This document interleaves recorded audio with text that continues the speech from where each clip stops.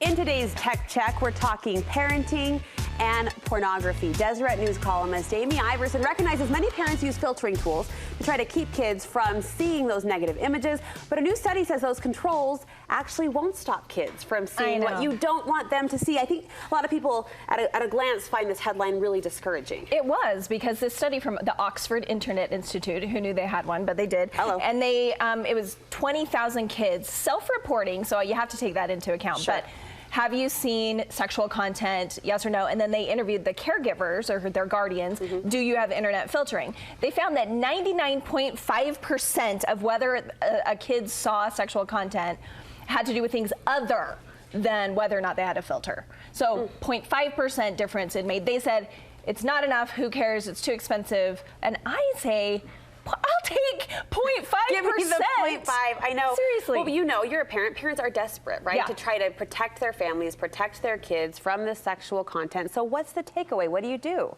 Well, I think there's two things I didn't like about that study. One, I'll take the 0.5%. Sure. Two, they said it would take between 17 and 77 households to put filtering on to prevent one kid from seeing sexual content in a year. And I say, I'll take it. I'll take like, that chance. I will push 77 people into putting filtering on their homes. Sure. But there are some things that we need to prepare for, because we all know that our kids will see pornography. Yeah, and I'm not naive to that. You know it's inevitable. You just hope you can do something within the walls of your own home to calm it down. So give us your perspective. So first of all, yes, use the filtering. Okay. Look at this study with a grain of salt and still use the filtering. If there's a small percentage that it saves your kid from seeing it for an extra year, great. It's not going to hurt. So I say use it. I put links in the column of where to go to do it if you don't know how. Okay, all right. Okay, second, you have to have a talk with your kids. It's awkward. You don't know when to do it. You have little kids. Yeah.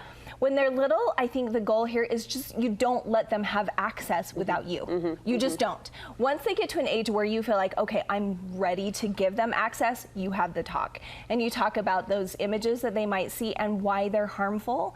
You have to start then, and then you keep doing it all the time, and then you give them more information. There are two big takeaways after interviewing technology experts and therapists and psychologists, child psychologists over the years. One is you've got to remove the shame. They always say that, right? That when you talk about it and you make it open discussion in your home, that takes away the shame, which takes away the power. And then what you just touched on, the repetition. It's not a one and done. You hear that all the time.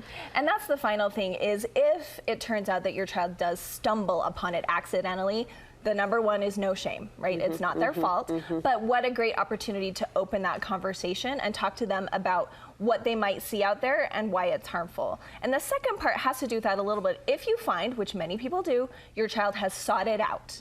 That you look at their history. If you don't know how, it's easy to do. You look at their history and they're seeking it out.